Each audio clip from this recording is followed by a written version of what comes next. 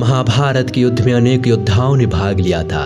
उस युद्ध में अधिकतर योद्धाओं के युद्ध करने के पीछे अपने अपने स्वार्थ थे। पांडवों को अपनी खोई हुई प्रतिष्ठा और अपना राज वापस चाहिए था। दुर्योधन को अपना राज्य बचाना था। भीष्म पितामह को अपने राज्य को एक उचित उत्तराधिकारी प्रदान करना था। द्रोणाचार्य को दुर्योधन के प्रति अपनी निष्ठा और ईमानदारी का प्रमाण देना था। परंतु उस युद्ध में एक ऐसा योद्धा था जिसका इस युद्ध से कोई लाभ नहीं था सिवाय नुकसान के, और वो योद्धा सूर्यपुत्र कर्ण था। हालांकि कर्ण दुर्योधन का परम मित्र था, परंतु दुर्योधन का कर्ण की मित्रता में भी स्वार्थ था। लेकिन कर्ण का दुर्योधन की मित्रता में कोई स्वार्थ नहीं था, जिसका प्रमाण कर्ण ने अपने मौत को गले लगा कर दिया। अर्जुन के हाथों बाण लगने से कर्ण जब मौत के निकट था तब वह बेहद पीड़ा से गुजर रहा था। उसके मन में ढेरों सवाल था जिसका वो जवाब चाहता था, और अपने प्रश्नों का उत्तर पाने के लिए कर्ण ने भगवान श्री कृष्ण को याद किया। भगवान श्री कृष्ण को अपने पास आने के लिए निवेदन किया। कर्ण के निवेदन पर भगवान कृष्ण उसके पास गए। कृष्ण के समीप आते ही कर्ण ने प्रश्न किया, हे वासुदेव, मेरे मन में कुछ प्रश्न है जिसका उत्तर मैं आपसे चाहता हूँ। कृष्ण ने कहा, पूछो राधे, क्या प्रश्न है तुम्हारे? कर्ण ने कहा, हे माधव, जन्म देते ही मुझे मेरी माँ ने त्याग दिया, क्योंकि मैं माता के विवाह से पूर्व जन्मा था। परंतु एक अवैध पुत्र के रूप में जन्म लेने में मेरा क्या अपराध था? गुरु द्रोणाचार्य ने मुझे शिक्षा देने से मना कर दिया, क्योंकि मैं राधे पुत्र अर्थात सूर्य पुत्र था। क्षत्रिय होते हुए भी मैं क्षत्रिय न था। जीवन भर मैं इस बोझ को ढोता रहा, परंतु इसमें मेरा क्या अपराध था? भगवान परशुराम ने मुझे उपहार स्वरूप शिक्षा तो दी, परंतु अभिशाप स्वरूप श्राप भी दिया कि जिस वक्त मुझे इस विद्या की सबसे अधिक आवश्यकता होगी उस वक्त मैं उस विद्या को भूल जाऊंगा, क्योंकि मैं उनके अनुसार क्षत्रिय था। जबकि भगवान परशुराम की नींद खराब न हो उसके लिए मैंने एक असहनीय पीड़ा को सहा था, जिसके उपहार स्वरूप उन्होंने मुझे श्राप दे दिया। क्या असहनीय पीड़ा को सहन करना मेरा अपराध था?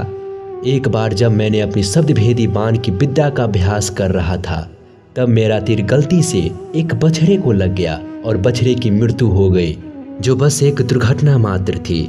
मेरे बार बार माफी मांगने के बाद भी बछड़े के स्वामी ने मुझे श्राप दे दिया कि असहाय अवस्था में मेरी भी मृत्यु होगी, जबकि उस दुर्घटना में भी मेरा कोई दोष नहीं था। परंतु फिर भी मुझे उस श्राप का कष्ट भोगना पड़ा। दुर्घटना किसी से भी हो सकती है, इसमें मेरा क्या अपराध था? इतना ही नहीं, द्रौपदी के स्वयंवर में भी मेरा अपमान किया गया, क्योंकि मैं एक सूत पुत्र था, क्षत्रिय नहीं। क्या सूत पुत्र होना मेरा स्वयं का चुनाव था? परिस्थितियों ने मुझे सूत पुत्र बनाया, इसमें मेरा क्या अपराध?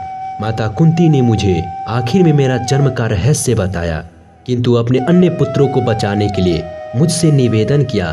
कर्ण कहता है, हे कृष्ण, आज जो भी कुछ मुझे प्राप्त हुआ है वह दुर्योधन से ही प्राप्त हुआ है। अगर मैं उसके तरफ से लड़ा तो मैं गलत कैसे हुआ? कर्ण के इन प्रश्नों को सुनने के बाद भगवान श्री कृष्ण मुस्कुराते हुए बोले, हे राधे, मेरा भी जन्म कारागार में हुआ। जन्म से पहले ही कंस के रूप में मृत्यु मेरी प्रतीक्षा कर रही थी। जिस रात मेरा जन्म हुआ उसी रात मुझे मेरी माता पिता से अलग कर दिया गया। हे कर्ण, तुम्हारा बचपन खरक, रथ, घोड़े, धनुष और बाण के बीच उनकी ध्वनि सुनते हुए बीता। परंतु मुझे ग्वाले की गौशाला मिली, गोबर मिला और खड़ा होकर चल भी नहीं पाया कि उसके पहले ही प्राण घातक हमले झेलने पड़े। कोई सेना नहीं, कोई शिक्षा नहीं, कोई गुरु नहीं, लोगों से सिर्फ ताने ही मिले कि मथुरा में घातक हमलों का मूल कारण मैं हूँ। तुम्हारे गुरु परशुराम जब तुम्हारे शौर्य की तारीफ करते हुए कह रहे थे कि भगवान शिव को छोड़कर तुम्हें और कोई नहीं पराजित कर सकता, मुझे उस उम्र तक कोई शिक्षा भी नहीं मिली थी। तुमने अपनी पसंद की कन्या से विवाह किया, परंतु मैंने जिस कन्या से प्रेम किया वह मुझे नहीं मिली, बल्कि मुझे उस कन्या से विवाह करना पड़ा जो मुझसे प्रेम करती थी, जो मुझे चाहती थी। जरासंध से बचने के लिए मुझे मेरे पूरे समाज को यमुना के किनारे से हटाकर एक दूर समुद्र के किनारे बसाना पड़ा, जिसके लिए मुझे रणभूमि छोड़कर भागना पड़ा। रणभूमि से पलायन करने के कारण मुझे कायर और रणछोर कहा गया। जरा विचार करो राधे, अगर दुर्योधन जीतता है तो तुम्हें बहुत सारा श्रेय मिलेगा। धर्मराज युधिष्ठिर अगर जीतते हैं तो मुझे क्या मिलेगा? मुझे केवल युद्ध और युद्ध से निर्मित समस्याओं के लिए दोष दिया जाएगा। हे राधे, जीवन हर किसी को चुनौतियां देती है। जिंदगी किसी के साथ न्याय नहीं करती। अगर दुर्योधन ने अन्याय का सामना किया तो युधिष्ठिर ने भी अन्याय को भुगता है, परंतु सत्य धर्म क्या है यह तुम भली भांति जानते हो। कोई बात नहीं, अगर हमारे साथ कितना ही अपमान हुआ हो और जो हमारा अधिकार है वो हमें ना मिला हो, महत्व तो इस बात का है कि तुम उस संकट की घड़ी में संकट का सामना कैसे करते हो। भगवान श्री कृष्ण कहते हैं कि हे राधे, इस पूरे पृथ्वी पर कोई ऐसा व्यक्ति नहीं है जिसे ऐसा न लगा हो कि उसकी समस्या सामने वालों से बड़ी नहीं है। हर किसी को ऐसा ही लगता है कि उसकी समस्या की पोटली सामने वालों की पोटली से बड़ी है, परंतु यह सत्य नहीं होता, क्योंकि हर किसी की समस्या अपने अपने स्थान पर बड़े ही होते हैं। लेकिन इसका मतलब यह नहीं कि तुम गलत मार्ग पर चलकर अपनी समस्याओं का समाधान ढूंढने लगो, क्योंकि हमारी प्रकृति किसी को भी अधर्म के मार्ग पर चलने की अनुमति नहीं देती। और अगर कोई अपनी समस्याओं का समाधान पाने के लिए अधर्म के मार्ग पर चलेगा तो उसका हर्ष तुम्हारे जैसा ही होगा। कर्ण अपने जीवन में बहुत ही दुखी था। उसे लगता था कि उसका जीवन बेहद ही अधिक कष्टों से बीता है, परंतु जब भगवान श्री कृष्ण अपने जीवन की तुलना कर्ण के जीवन से की, तब कर्ण को समझ में आया कि कृष्ण की समस्याओं के सामने मेरी समस्या कुछ भी नहीं है। अंत समय में कर्ण भगवान श्री कृष्ण का यह ज्ञान सुनकर बेहद तृप्त महसूस कर रहा था और शांत मन से कर्ण ने अपने शरीर का त्याग किया।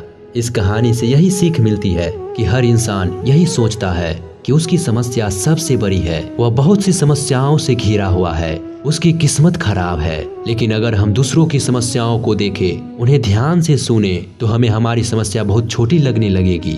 अक्सर हम छोटी छोटी समस्याओं को लेकर अपने जीवन और अपनी किस्मत को कोसते रहते हैं, जिसमें से ज्यादातर समस्या तो ऐसी होती है जिन्हें हम थोड़ी मेहनत और अपनी सूझबूझ से समाप्त कर सकते हैं, लेकिन हम उसके लिए भी हमेशा दूसरों से शिकायत करते रहते हैं। अगर किसी इंसान का वजन ज्यादा है तो वह उसके लिए समस्या है, अगर किसी का वजन कम है तो वह उसके लिए समस्या है। अगर कोई बेरोजगार है तो समस्या है, अगर किसी के पास नौकरी है तो अपनी नौकरी पर मिलने वाली कठिन काम उसके लिए समस्या है। और ऐसा इसलिए क्योंकि जो हमारे पास है हम उसे स्वीकार नहीं करते, हम नकारात्मक दृष्टिकोण से देखते हैं और उसमें भी कमी निकालते रहते हैं और दुखी होते रहते हैं। इस दुनिया में ऐसा कोई इंसान नहीं जिसके जीवन में समस्या नहीं है, और ऐसा कोई भी दिन ऐसा आने वाला नहीं है जिस दिन हमारे जीवन से सारी समस्या, सारी कमियां समाप्त हो जाएगी। समस्या तो हमारी आखिरी सांस तक हमारे साथ रहने वाली है। इसलिए आपको अपनी समस्या को नकारात्मक दृष्टि से नहीं बल्कि सकारात्मक दृष्टि से देखना चाहिए और उसका समाधान करना चाहिए। समस्या का सामना करने का एकमात्र नियम है कि हमें उस समस्या को स्वीकार करना ही पड़ेगा और फिर उसके समाधान के लिए उचित कदम उठाना ही पड़ेगा, क्योंकि समस्या से बचने का यही एकमात्र तरीका है कि उसका समाधान कर दो। तो दोस्तों, अगर आपको कर्ण और कृष्ण के संवाद से कुछ सीखने को मिला हो तो कमेंट करके जरूर बताइएगा। अगर आप पहली बार हमारे इस चैनल पर आए हैं तो वीडियो को लाइक और चैनल को सब्सक्राइब करके ही जाइएगा। मिलते हैं किसी और कथा में। धन्यवाद।